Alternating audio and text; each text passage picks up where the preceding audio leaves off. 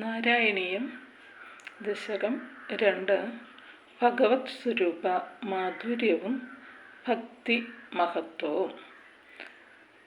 ഈ ദശകത്തിൽ ഭഗവത് രൂപവർണ്ണനയും മോക്ഷമാർഗങ്ങളും പ്രതിപാദിക്കുന്നു.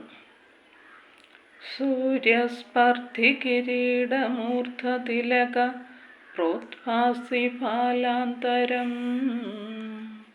കാരുണ്യാകുലനേത്രമാർദ്രഹസിതോല്ലാസം സുനാസാപുടം ഗണ്ഡോദ്യന്മകരാഭകുണ്ഠലയുഗം കണ്ഠോജ്ജലകൗസ്തുഭം ത്വദ്രൂപവനമാല്യഹാരപടല ശ്രീവത്സദീപ്രം ഭജേ.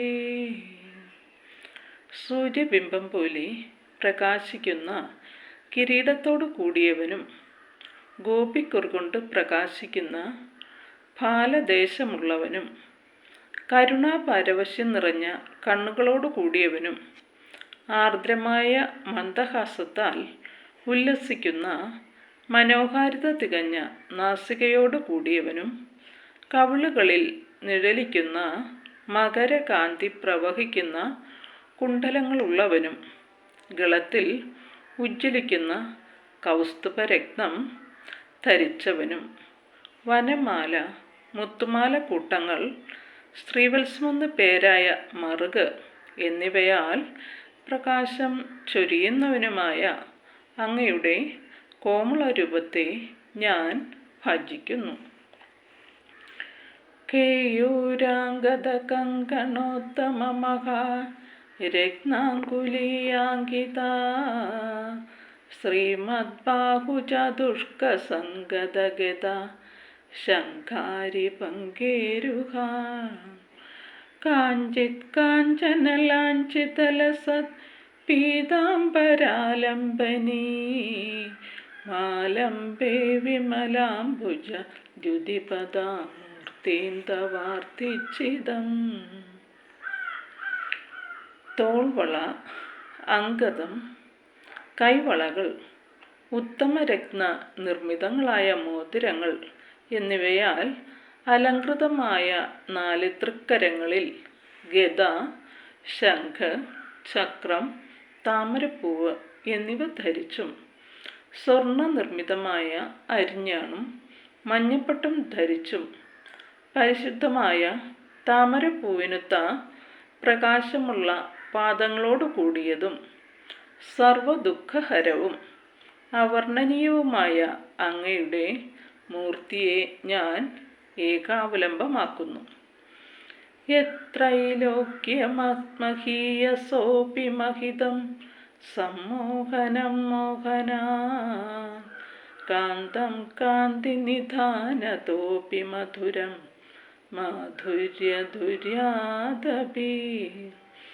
സൗന്ദര്യോത്തരതോപി സുന്ദരതരം ത്വദ്രൂപമാചര്യതോ പാചര്യം ഭുവനേന കസ്യ കുതുകം പുഷ്ണാതി വിഷ്ണു വിഭോ. അങ്ങയുടെ പവിത്ര സ്വരൂപം ത്രിലോകങ്ങളിൽ ഉത്കൃഷ്ടമായ വസ്തുക്കളേക്കാൾ അധികം ഉത്കൃഷ്ടവും മനോഹരങ്ങളായവയേക്കാൾ മോഹനവും കാന്തിയുടെ നിവാസ സങ്കേതങ്ങളേക്കാൾ കാന്തിയുള്ളതും മാധുര്യമുണ്ടാക്കുന്ന വസ്തുക്കളേക്കാൾ കൂടുതൽ മധുരവും വിശ്വോത്തര സൗന്ദര്യ സാധനങ്ങളേക്കാൾ സൗന്ദര്യമുള്ളതും ആശ്ചര്യകരങ്ങളായവയേക്കാൾ ആശ്ചര്യമുളവാക്കുന്നതുമാകുന്നു. അങ്ങനെ ആ രൂപം, ഹേ മഹാവിഷ്ണു, ഈ ലോകത്തിൽ ആർക്ക് കൗതുകമുണ്ടാക്കുകയില്ല. തത്താദൃങ്മധുരാത്മകം തവ വപു സംപ്രാപ്യ സമ്പന്മയീ സാ ദേവീ പരമോത്സുകാ ചിരതരം നാസ്തേ സ്വഭക്ത്വേഷപി തേനാസ്യാപഥകഷ്ടമച്യുത വിഭോ ത്വദ്രൂപമാനോജ്ഞകാ പ്രേമസ്ഥൈര്യമയാ ദചാബലബലാത് ചാപല്യവാർത്തോദഭൂ. അത്രമാത്രം മധുരാത്മകമായ അങ്ങയുടെ ശരീരം പ്രാപിച്ചവളും ഐശ്വര്യദായിനിയുമായ ലക്ഷ്മി ദേവി അങ്ങയിൽ ഏറ്റവും താല്പര്യമുള്ളതുമൂലം സ്വഭക്തന്മാരിൽ പോലും ചിരകാലം വസിക്കുന്നില്ല. ഒന്നുകൊണ്ടും ചലനം ബാധിക്കാത്ത ഭഗവാനെ, അങ്ങയുടെ രൂപസൗന്ദര്യത്തിലുള്ള ദൃഢപ്രേമത്തിൽ ചപലതയോ ചലനമോ ഇല്ലാത്തതുമൂലം ലക്ഷ്മി ദേവിയെ ചപലയാണെന്ന് പറയുന്നു. കഷ്ടം. ലക്ഷ്മീ സ്ഥാവകരമണീയക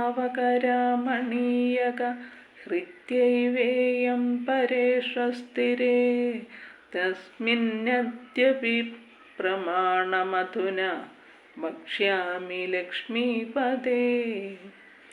ഏതുദ്ധ്യാനഗുണാനുകീർത്തനരസാ സക്താ ഹി ഭക്താ ജനാ